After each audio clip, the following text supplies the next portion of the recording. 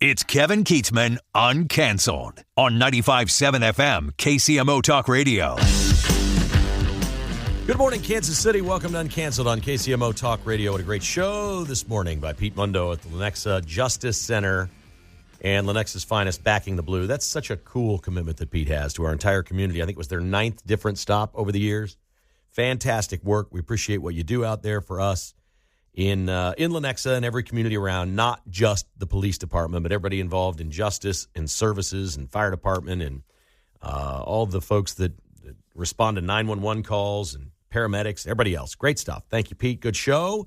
Have a great weekend, friend. You've earned it with another hard week of work. We got a fine broadcast for you today. A little bit later, Mark Alford will join us. He's been home this week as Congress is out of session. Had another, not really rally, I guess, town hall. We'll ask him how that went, a little better than last time. Talk to him about activist judges and tariffs. Pretty timely to have Mark Alford on the show. That's coming up in about 30 minutes. We've got Dave Ramsey tickets to give away at 10:45 today.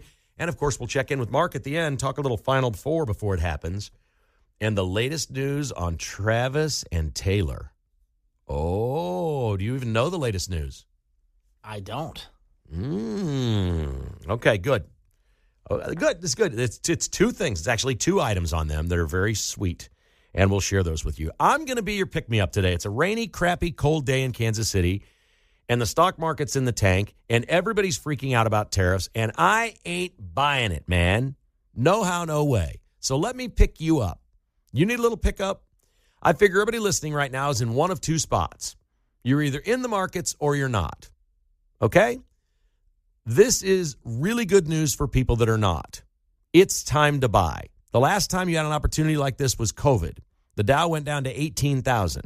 If you got in, you crushed it. The Dow went from 18,000 to 45,000 in a matter of 3 years. You can do the math on that. That's more than doubling your money. It's crazy what happens when this happens. I think today is people like me that have worked their whole life. You've saved it up. You've got retirement savings away. You've diversified. We have some very safe holdings. We have some real estate, equity, and then we have things that are in some tech stocks and things that are getting crushed. I can sit here and go crazy that my tech stocks are getting crushed, or I can realize that I repurchased those during COVID, and they're still way up from where they were, and it ain't my money. None of it's my money. It's been sitting in there for years. The overwhelming majority of my portfolio and people my age's portfolio is gains. Okay?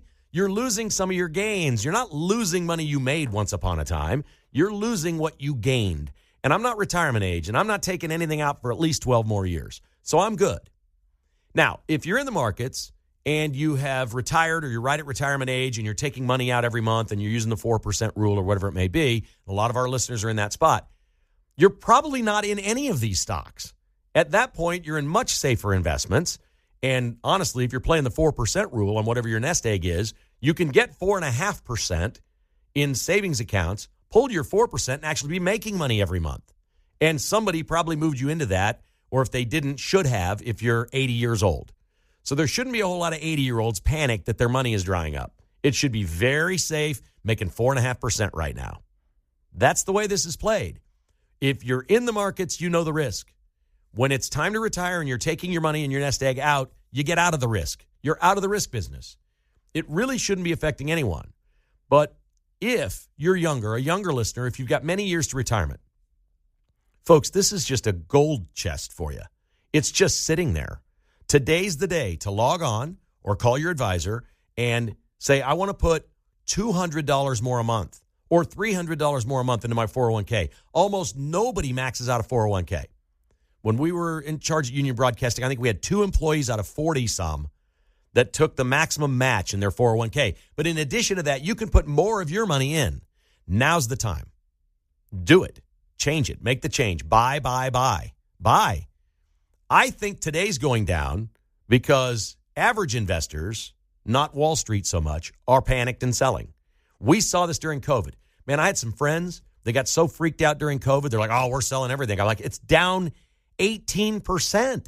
You don't sell now. It's always going to go back where it was. I'm no financial advisor, but at what point in American history did the markets or any of these companies that didn't go bankrupt, when did they not go back to where they were? So, for example, Apple stock was 260. It's down to 195 or something right now. It's had a bad year. It's been on a run 3 or 4 consecutive years where it's just gone crazy. It was 125 a few years ago after it split. This was maybe 7 years ago. So it's 195. That's a pretty good gain in 6 years or whatever, but it's getting crushed, all right, as is the Dow and all these others. They're all just getting crushed. It's time to buy. Here's what I know about Apple stock. At some point, it's going to be 260 again. That's just a guarantee. They're not going anywhere. They're the largest company in the world. They're worth more than the GDP of France. Okay, that's how big Apple is. They're not going bankrupt. And devices and technology aren't going away. They may not be the great stock they've always been, but they will get back to 260, which was their all-time high. That's going to happen. You can buy it today for 195. Just run the math on it. I don't know how fast this will happen. I have no clue. I can all but promise you when Trump's term is up, all of this that's happened the last few days in the markets is gone, and it's way above where that is. Now, if you don't have 3 years to wait or 4 years to wait, you're in the wrong game. You shouldn't be buying these stocks. And day traders, I never feel sorry for. People that sit there and try to buy stocks and sell them the same day, you lose money, you're gambling. You're not investing. You're not doing anything long term. Nobody feels sorry for those people. But this is an opportunity. And there is no greater gauge right now of what's going on in the world and whether the tariffs are good for us. If you're trying to figure out if tariffs are good or bad, don't let the media scare you. Okay? Opportunity, opportunity, opportunity. I tweeted a little while ago. I put on X. Sorry, it's posting on X now is what you call it. I posted, the whole world hates the Chiefs because they're great. Legit? We all agree with that? You agree with that statement, Mark? Except for Chiefs fans. The whole world hates the Chiefs because they're great, right? Definitely. The whole world hates the tariffs. ... Figure it out. They hate the tariffs because it's great for us and really crappy for them. Emmanuel Macron says, he's out there busting out all kinds of things. This is France. And this is brutal and unfounded. China, act of unilateral bullying. Canada, our old relationship is over. They're screaming from the mountaintops because they're leading countries that are about to get the shaft because we got the gold mine. That's it. They're in. You think you're worried about the stock market or whether tariffs are going to work or not, or whether they're good for America? Don't. If the rest of the world is freaked out, you know this is good for us. You know it's great for us. I hope we have liberals listening right now because every one of your favorite leaders over the last 25 years has called for this. The only reason the Democrats are against tariffs now, and which means the media, is because Trump's in charge. It's the same crap they always pull. I can fill the whole show with clips of Schumer, Pelosi, Obama, Biden, George W. Bush, Bernie Sanders, all supporting tariffs against China. All of them. And now we're upset because overnight China says they're retaliating with a 34% tariff. Biggest mistake they could make. They can't beat us. They cannot beat us at this game. They cannot do it. They can't do it. And so China's all upset. And they're screaming from the mountaintop that this is unilateral bullying and, well, we're not going to take it. We're going to give you a 30% tariff back. And then at the end of their statement, it says they don't want a deal. You know, France at least came out and says, we want a deal. We want to work our deal out. Trump's going to work out a deal with every one of these countries. What they have now is not what they're going to finish with. It may be better or worse for them, but come to the table. At the end of China's statement, they said they seek a consultation. Well, what the hell's that? That's crying uncle. That's saying, oh, we're tough. We're implementing a tariff, but we're waving the white flag right now on day one. We seek a consultation with the United States. You damn right you do. Of course you do. If the world is freaked out, it's because we're good. We're really good. This applies at anything in life. When you're really great at what you do, people are going to hate on you. They're going to hate you because you're a billionaire. We hate Elon Musk. He's a billionaire. We hate Donald Trump. He doesn't like the little guy. He's a billionaire. You can sit there and squabble about it and wallow around in sorrow and pity for yourself because you're not a billionaire and be jealous of someone else. Or you can recognize what Trump and Elon and the rest of these billionaires, which he's surrounded him with, are doing. Guess who's lost the most the last 2 days? The cabinet. Elon, Trump, they're all getting crushed. You think you're losing? He's crushing wealthy people. That's who Trump's crushing. And he's creating an opportunity for somebody that makes $40,000 a year and you're in your 20s or 30s and you're whining that interest rates are too high and I can't buy a house and all this stuff, guess what? Max out your 401k right now. Put it in there. It's tax-free money. You're going to win. He's creating an opportunity for you. They're creating jobs like crazy. The jobs report came out. It's almost double what they thought it would be in March. Almost double. And we are just getting started. Wait till you see what these tariffs do for companies and for jobs in the United States. It's going to be insane. The middle class and down are gaining. This is for them. Trump is telling the wealthy in America, sorry, I see you, but I don't care. We got people to take care of in this country, and it's the masses. This is for the masses in the United States. And we need to spread that word, and they need to be very good at letting people know that that's exactly what this is about.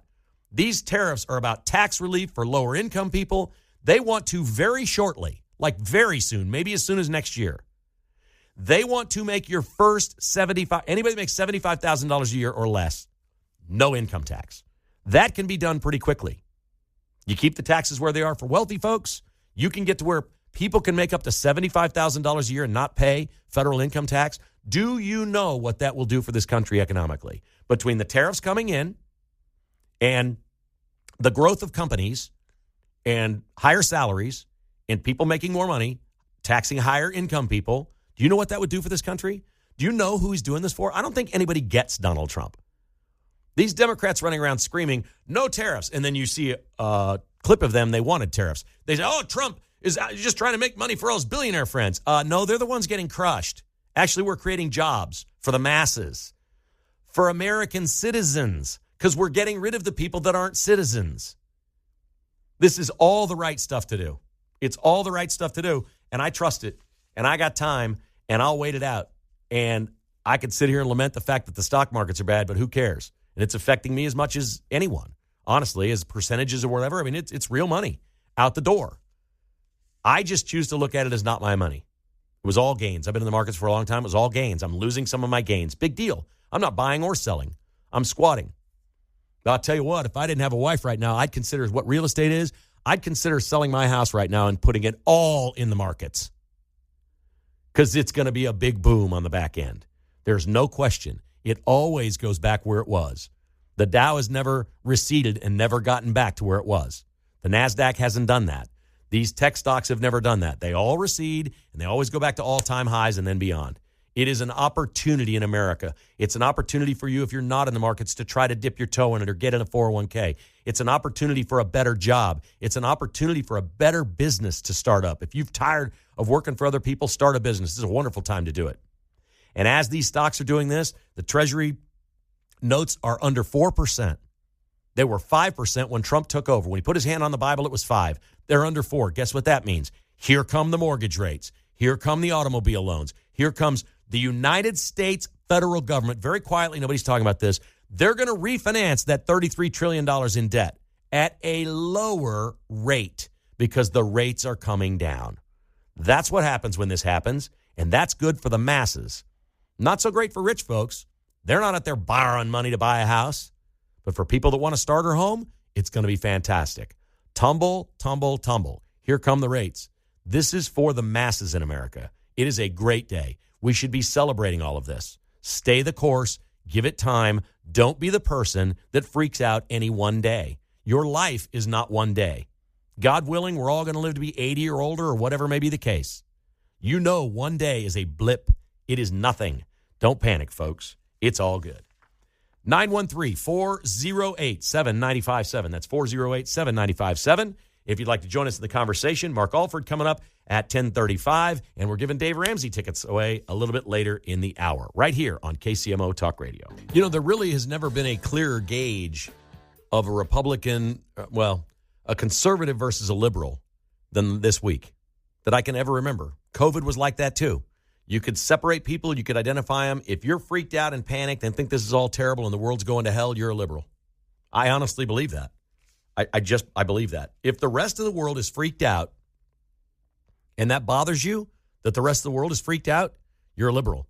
If the rest of the world is freaked out and really upset at the United States, you're like me. You're like, go pound sand. Sorry for your bad luck. We just sat at the table, okay? Y'all have been feasting at this table since World War II. 60 years you've been sitting here getting fat. Guess what? We're about to sit down and eat. It's time to cook in the U.S. of A. Let's do it. We're starting with Ricky on Uncanceled. Good morning, Ricky. How are you? Well, if you're talking to me in Lafayette County, that's the one. Hey, I wanted to thank you for your monologue. That was great, and every conservative radio and TV ought to be starting their program with the same monologue you had. I've been shouting it from the rooftop ever since early March when the stock market started to fall. The Obama recession in 2008, the COVID recession, they've all been great times to double down. I'm sitting here at 75, retired, and doing well and going to keep doing well. Good for you, man. Well, thank you. The thank world you is very yours. much. Where do you live? You reach a lot more people than I do, and I'm just glad for what you had to say in your monologue. Rick, I appreciate that greatly. Where do you live in Lafayette County? North of Odessa in the county. Okay. Awesome, man. That's God's country. I'm not claiming Odessa.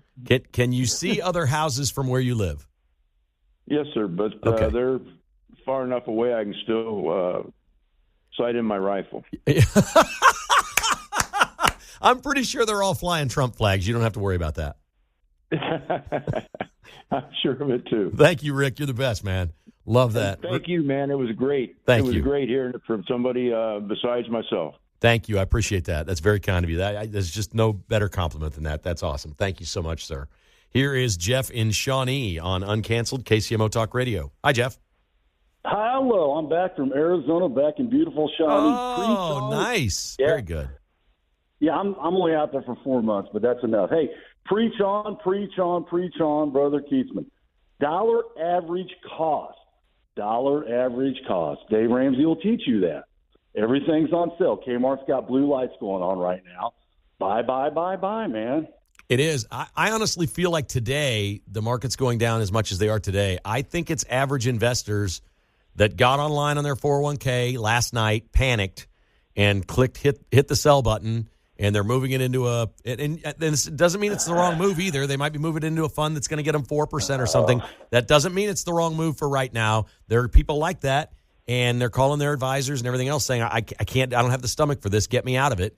I think that's what happened during COVID. We know for sure that's what happened during COVID. The Wall Street investors crushed the market. It went down. Then the average folks got in and panicked. And when they did, Wall Street came roaring back in, buying their stuff on sale, and they killed it. Hey, remember this. Pigs get fed, hogs get slaughtered. Don't be greedy as a pig. It's all going to be okay, man. And it's all for a good call. You try to tell people that we got 150, 160,000 per person of national debt walking around on each person. We got to get that down. Yeah. I'm with you, man. Yeah. I'm with you. Welcome home. Great show. Take care. Thank you, buddy. Appreciate that. And Jeff spent the winter in Arizona, called the show a few times. Appreciate that and his sage advice there. Look, it's optimism. I'm a simple guy. I think you're going to learn listening to the show if I'm new to you. I'm a pretty simple guy. I'm not going to start reciting numbers and get in the weeds and a whole bunch of inside baseball stuff on every issue that comes up. To me, Trump appeals to me because of his common sense.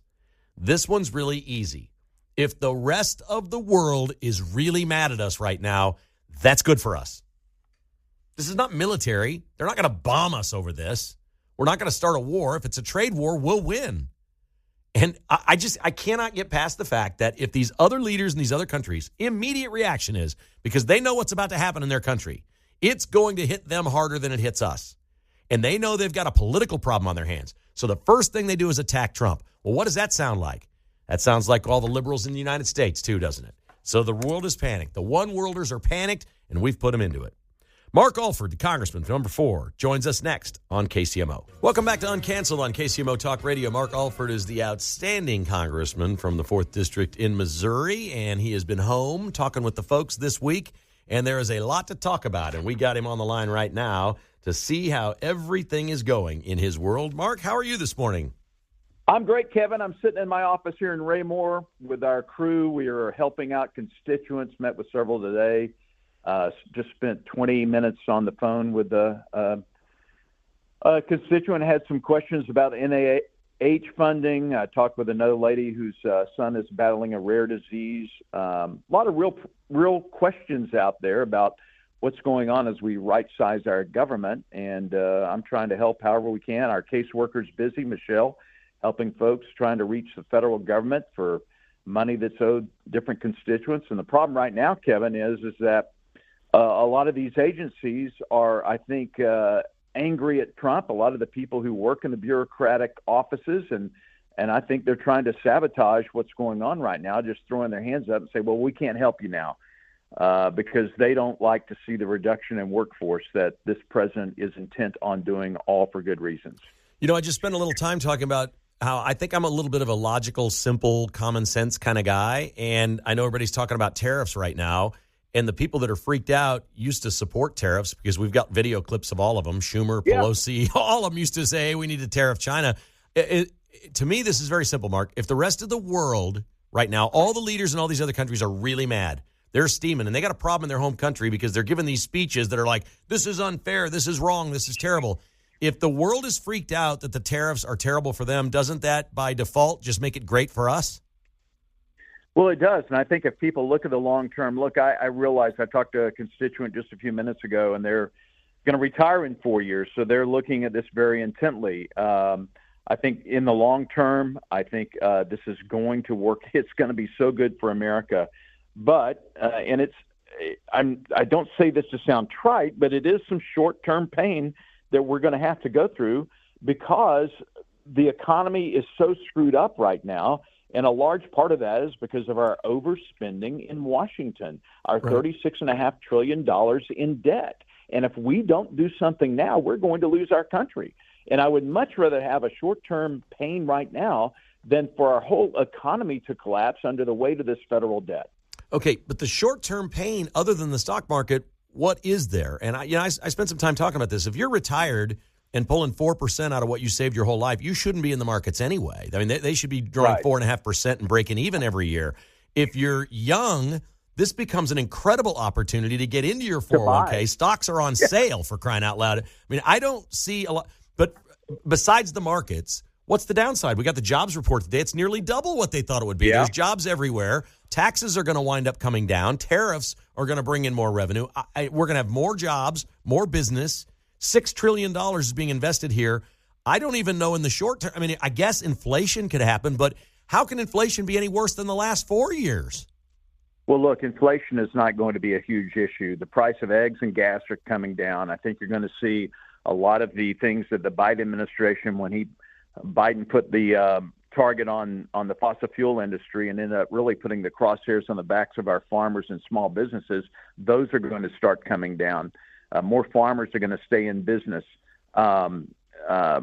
We've got, though, Kevin, to get this Tax Cuts and Jobs Act renewed. We talked about this before. It expires early next year. If we don't, it will be the largest tax increase in U.S. history. The Democrats are lying. They say it's tax cuts for billionaires and millionaires. No, it's for the 33 million small business owners in America. A large part of those, number of those, take advantage of an S corporation, and they're paying a 21% tax rather than 43%. And so why go back and put small businesses out of business? It will need a tax increase on the average American family of about $2,500. The Democrats are lying about this. It will be a shot in the arm if we can do that. It's going to build confidence in the bond market, and that's going to bring down interest rates. Can it be done without the Democrats? Yeah, we can get it done if we can get all the Republicans on board. We got 21 votes now. I think we have 2 new members from Florida.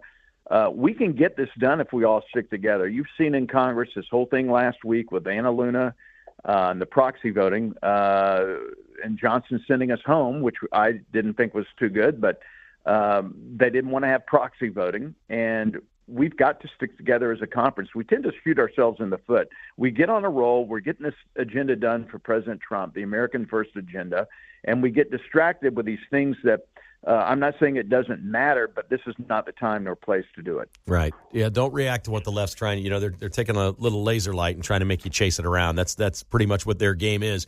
That's exactly right. And we're sometimes the cat that chases the laser light. Exactly right. So how was your town hall this week? Was it a little bit better than last time? Oh, my goodness. It was great. We had I haven't had a total count yet because so what we did, I've had 94 public appearances in my 2.5 years in Congress. And, Kevin, you know me. I love talking with people. I love talking with people who don't agree with me. But we had these Mondays with Mark, a bunch of those in the last 2.5 years. Why sit down and have coffee with people face-to-face, talking about discussions. The one a month ago, we put out on social media that we're having another Mondays with Mark. Some 200 people showed up. Some of them, not all of them, organized disruptors who came, tried to shout me down. We answered 52 questions, but it wasn't real productive because no one listened to my answer. Now we have town halls, and we did this prior, even before this all turned crazy. We have teletown halls. I just call them town halls now. We called out to 40,000 constituents. We had about, I think, 5,000 on the phone that actually tuned in for this thing. And then we streamed it on all of our social media platforms at Rep. Mark Alford on X, on YouTube, on Facebook. You can go and watch the entire thing. It lasts an hour. We actually had calm, rational discussions. I talked with people who didn't agree with me, and we may not have agreed at the end of the day, at the end of their phone call, but at least we were able to talk about it. And so if you want to check out that town hall, please do. We'll do more in the future. And in August, we are doing our in-person town hall tour like we do every year. And I think we're hitting 16 stops throughout the district in August. Cool. Yeah, that's great stuff. So leave the wackos alone. Let them stay away from all of your events. Tell me about, I saw a post from Josh Hawley yesterday, the senator from your great state of Missouri. Yeah. A senator from the great state of Missouri, and he posted about these activist judges that they've moved on from granting injunctions that are appealable and can go up the appellate courts or all the way to the Supreme Court and be defeated to restraining orders on some of these things that Trump is doing. And those can't be appealed. And Hawley's like, okay, Alford and the boys and ladies need to get together in the House and come up with some legislation to stop this. What can you do in the House to stop these activist judges and send that over to the Senate and then eventually get it to Trump to sign into law? Well, we are working on that. When I say we, mainly Jim Jordan, the chair of the Judiciary Committee, who was here in Raymore, Kansas City last August. They are working on plans now because we have the power really to set the parameters for the judiciary branch. It's clear under the separation of powers that we have that power under Article 1. Their Article 3 authority is derived from the Constitution, but also we can set parameters out of the Judiciary Committee and then a vote in Congress. That needs to be done. There is no reason that one federal district judge should be able to determine the course of America, to be able to shackle the commander-in-chief or the chief executive, especially when he is deporting under the Enemies Alien Act, criminal aliens who have raped and murdered people. There has been an invasion in America thanks to Joe Biden, and he wanted more voters. He ended up getting more crime. We've got to send these people back to their home countries and places that they can carry out their crimes there, but don't come to America and do it. And so we are going to work through the Judiciary Committee. There are hearings this next week on that in restructuring some of these parameters for the judiciary. And I know, I've heard some people say, well, we're a little hesitant if we pass a law here and do something with these judges. Someday there'll be a Democrat president, and what they could do, we may be really sorry for, that we can't slow them down in court. But that's not what our founding fathers had in mind. They never wanted these judges to be involved in the political part of this. If the will of the people becomes a Democrat president, we should have to live with what that president does. When we want to vote Joe Biden out, we go vote Joe Biden out. That's a pretty easy thing to Kamala Harris, as it were. You go do that, like America will wake up to that. There's no remorse. If this gets done and it winds up getting passed and we stop these judges forever, will there be a day that we're sorry that we did it? Look, I don't think so. I think our motives are right. Our motives are honorable. This is not political when it comes to our side of it. I think the Democrats have turned it political. They have made judges into politicians and politicians into judges. And because of that, America is suffering. We have got to have clear separation of powers, Article 1, Article 2, Article 3, separation of powers inside the federal government, and make sure that individual judges are not determining the course of America. That is not the way our founding fathers set it up. Okay, what are you hearing from farmers and agriculture people in your district or throughout the state of Missouri about these tariffs? Because I keep hearing Trump and all his folks saying this is going to be the best thing ever for American farmers. What are you hearing from the folks in Missouri that this is their trade, this is their livelihood? Are they happy with what's going on? I think there's some trepidation because of what happened in 2017 with the tariffs that Trump implemented, which ended up being a really good thing. They are already feeling like they have been treated wrongly because of Biden's war on fossil fuels. He put the target on the backs of our farmers when he tried to wage war against the fossil fuel industry. Natural gas is used, a lot of it's used for making fertilizer. That increased the input costs for our farmers and our ranchers. And so they were already facing these high input costs. Now there's uncertainty because of the tariffs. But if you remember in 2017, when our farmers were adversely affected by the tariffs, the Secretary of Agriculture, Sonny Perdue at the time, used the Commodity Credit Corporation to offset some of these losses that our farmers were feeling. I saw an interview with Brooke Rollins, our new Secretary of Ag, on Fox this morning, and that could be used down the road once again. I think $23 billion was used in 2017. But they want to wait and see what the repercussions are. My goal is to work with Governor Kehoe to increase trade from Missouri into foreign countries. And we have got to make sure that that happens, that we get our soybeans and corn and other crops and beef into other countries. We are importing a lot of that, believe it or not, into America. Why should we not be feeding America first, which I think our farmers are committed to doing? Why are we importing other goods into our country to feed America? All right, Mark, we got about a minute left. Final question here for you. I know you don't have a vote on this, but a lot of people in Kansas City are concerned about this and in the state of Missouri. What do you hear from Governor Kehoe and others about keeping the Royals and the Chiefs in the state of Missouri? You know, I'm kind of out of touch on that. I certainly hope that we do keep both teams in Missouri. You know, I know there's talk now about the Royals once again going up into the Northland. I don't really have an opinion about where they go as long as they stay in Missouri. I know that Kansas is very attractive with their star bonds. We've been competing against that for a long, long time, ever since I've been here in 1998, and you were on the air there at Fox 4. You know, originally we were supposed to have the raceway, I think where Bannister Mall was going to be, and we could not compete against that. Bass Pro Shop that ended up going back when hardly any of them were outside of Springfield, the one that ended up in Olathe that was supposed to come to Bannister Mall area. And so we've had a tough time competing with the Star Bond program from Kansas. I think Missouri has a lot to offer. We have the heritage of the Show Me State. We need to embrace our teams and make sure that they stay here. Mark, you're a good man. I can't thank you enough for your time. Get back to D.C. and let's crush this thing, man. Let's get these judges out. Let's do it. Thank you. All right, take care. He is Mark Alford, Missouri number 4, outstanding, great friend of the show. It's time for us to give away some tickets to see Dave Ramsey and Dr. John Maloney coming May 9th. The Music Hall in Kansas City. Our 7th caller is a winner right now, and you'll have a chance for a VIP experience to meet Dave Ramsey. 913-408-7957 to win Ramsey tickets right now on Uncanceled. Okay, we have our winner. It's Jessica and Raymore, a Mark Alford voter who listens to KCMO Talk Radio every day. Thank you, Jessica. Congratulations on winning the Dave Ramsey tickets to see him May 9th at the Music Hall. Last night, I was honored to be a guest speaker at the ACA Business Group in Overland Park. And it was a great evening. Met a lot of great folks in business in the Kansas City area, and also ran into Paul Chapa, who's a guy that I met a couple of years ago, who has an organization called Friends in Service of Heroes. And what they do is they raise money. It's a military charity, and they get no government funding whatsoever. This guy is the founder. He has dedicated himself to this, and it's amazing what they do. They have a golf tournament coming up in June. I'll mention a little bit more on that in just a second. But I wanted to share a story that Paul shared with me last night. This is how cool Fish is, Friends in Service of Heroes.